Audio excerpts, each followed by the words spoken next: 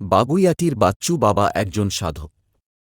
তারাপীঠ ও কামাখ্যায় যান সাধনা করতে। আসনে বসে অনেক দূরের কথা বলে দিতে পারেন। ডাক্তার বদ্যি যেখানে ফেল সেখানে মা তারার নাম নিয়ে অনেকের মনস্কামনা পূরণ করেছেন। এর জন্য পরিবর্তে কারো কাছে কিছু চান না। যে যা পারেন দিয়ে যান। বাড়িতে স্ত্রী অসুস্থ। শিষ্যরা বলেন মা তারাই বাঁচিয়ে রেখেছেন। আর বাঁচিয়ে রেখেছে বাচ্চু বাবার সাধন। সমগ্র ভারতবর্ষেই তার শিষ্যরা। এরকম কিছু শিষ্যের সঙ্গে আমরা যোগাযোগ করেছিলাম বাজারে রটা তার অলৌকিক ঘটনা সত্য মিথ্যা যাচাই করতে। আমরা আইনজীবী, ব্যবসায়ী, শিক্ষক, ব্যাংক কর্মীর সাথে যোগাযোগ করেছিলাম। এমনকি শিষ্যদের অনুরোধে তারাপীঠ মহাশ্মশানে তার সাধনা পরখ করতে গিয়েছিলাম। আমরা মুগ্ধ হয়েছিলাম। লাগে না, কষ্ট হয়। এর জন্য চান একটি মন্দির প্রতিষ্ঠা করতে। দরকার অর্থের। বাচ্চু বাবার নিষেধ সত্ত্বেও কয়েকজন মিলে একটি ব্যাংক আউট কয়েকদিন আগে করে দিয়েছেন। যদি কেউ কমপক্ষে 1 টাকাও এই তহবিলে দান করেন মাথা পেতে, সেই দান গ্রহণ করা হবে। 9674920184।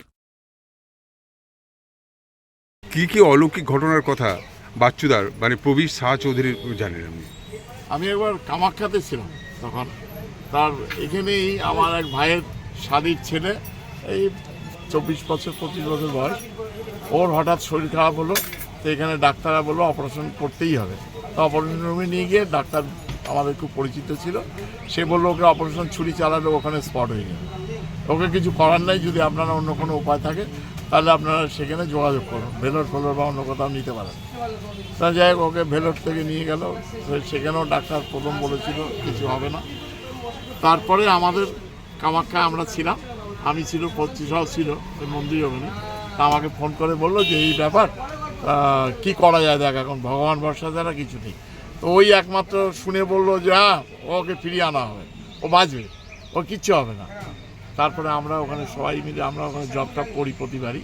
তা আমাদের যে গ্রুপ ছিল সবাইকে বললো নাম করে তোমরা সবাই জব করো, এই কদিন ধরেই 2 দিন ধরে জব টানো রাত পর্যন্ত, ও ফিরে আসবে। সত্যি সত্যি একেবারে। হ্যাঁ, যাই হোক, আমরা ওখান থেকে খবর পেলাম ও ভালো আছে। তারপর তো আমরা বাড়িতে এসে অবাক কাণ্ড, ও তো একদম দিব্যি সুস্থ হয়ে গেল। হসপিটাল থেকে ছেড়ে দিল, ভেলোর থেকে ওর বাড়িতে আসলো প্রথম, দেখা মন্দির পরিদর্শন করে তারপরে বাড়ি চলে। এখনও সে ছেলে ঠিক আছে। এটা হচ্ছে আমার চোখে দেখা, মানে নিজে। এরকম অজস্র ঘটনা আছে, আরও অনেক ঘটনা আছে, ঠিক অনেক ঠিক। আমি ওকে বহুত ছোটোবেলার থেকেই চিনি।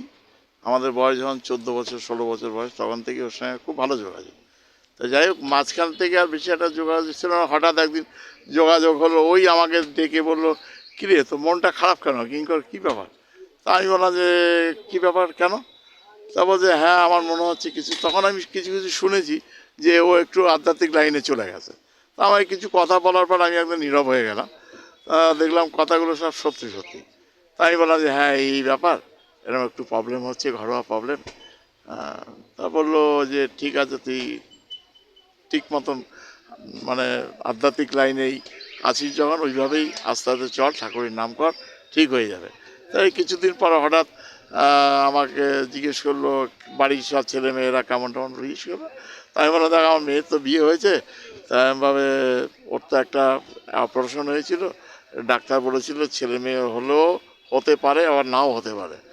তাই যাই হোক, ও আমাকে বললো না হবে, তুই আমার ভরসা রাখ, ওর হবে। আমি বললাম ঠিক আছে। তারপর কী করতে হবে? তা বললো আমাকে তারাপীঠে নিয়ে যাও, ওখানে গিয়ে একটু হোমযজ্ঞ পুজো করবো, আর ওকে আমি একটা জিনিস ওখান থেকে খাইয়ে দেবো, ঠিক যাবে। তাই যাই হোক, আমি ওকে নিয়ে একদিন দিন তারিখ ঠিক করে তারাপীঠ চলে গেলাম। তারাপীঠে গিয়ে সত্যি হোমযজ্ঞ পুজো আচ্ছা সব করলাম। ঠিক তারপরের থেকেই মোটামুটি বাচ্চা এলো। হঠাৎ যে এগুলো অলৌকিক ক্ষমতা? হ্যাঁ আছে, এটা আমি দেখেছি, ঐশ্বরিক ক্ষমতা আছে। হঠাৎ যখন যজ্ঞ শেষ হয়ে গেল, হঠাৎ দেখি বৃষ্টি এসে গেল। আমি যাক ভালোই হলো, বৃষ্টি যজ্ঞের পরে হয়ে যাওয়া।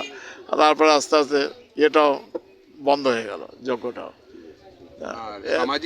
সামাজিক ক্ষেত্রে উনি আগে আমাদের এখানে বাজারেই ভিআইপি সুপার মার্কেটেই আগে যখন রক্তদান শিবির হয়েছিল প্রথম, তখন উনি উদ্যোগেই এইখানে এটা হয়েছিল, এখনও সেটা চলছে। ওনাকে এখনও আমরা মাঝে মাঝে ডাকি, যখনই রক্তদান শিবিরে উনি আসেন আমাদের এখানে দেখাশুনো করেন। তার মানে সমাজে আমাদের বাগেরহাট হ্যাঁ। অঞ্চলে আধ্যাত্মিক এবং সামাজিক ক্ষেত্রে দুটো কাজেই উনি খুব অবদান যুক্ত, আছে অবদান। যথেষ্ট।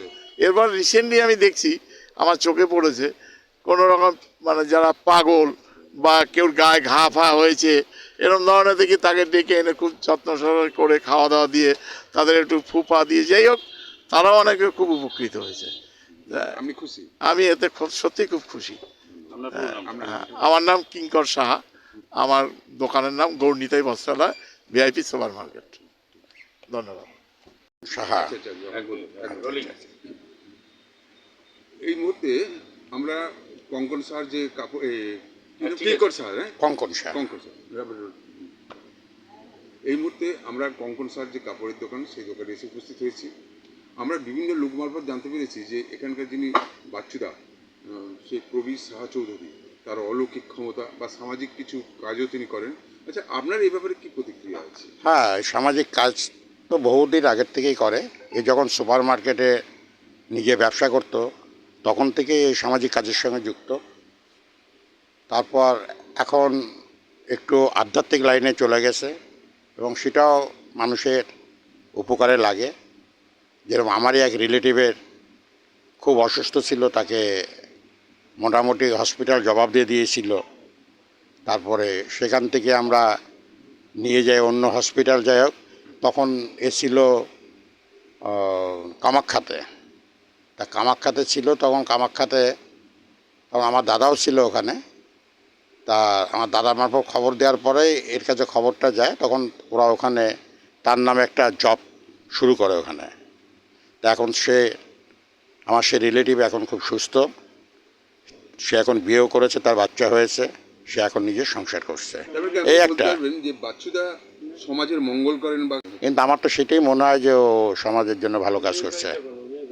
আর কোনো হ্যাঁ, আর কোনো আছে, যেরকম একটা এখান থেকে ইন্দোরের একটা কোনো কাজে ওনাকে বলা হয়েছিল, তা উনি এখানে সেটা জপে বসে সেইগুলো উনি বলেছিলেন যে এটা এখানে আছে, এটা এই ঘর, ওইখানে এটা এই ঘরে, সেটা উনি বলেছিলেন। অর্থাৎ একটা আধ্যাত্মিক ক্ষমতা। হ্যাঁ, আমার সেটাই মনে হয়। ঐশ্বরিক ক্ষমতা। হ্যাঁ, আমার সেটাই মনে হয়। আপনার নামটা বলবেন এবং আমার নাম কঙ্কন সাহা। আপনার দোকানের নাম। হ্যাঁ, নিউ গৌরনীতাই বস্ত্রালয় আমার প্রতিষ্ঠানের নাম।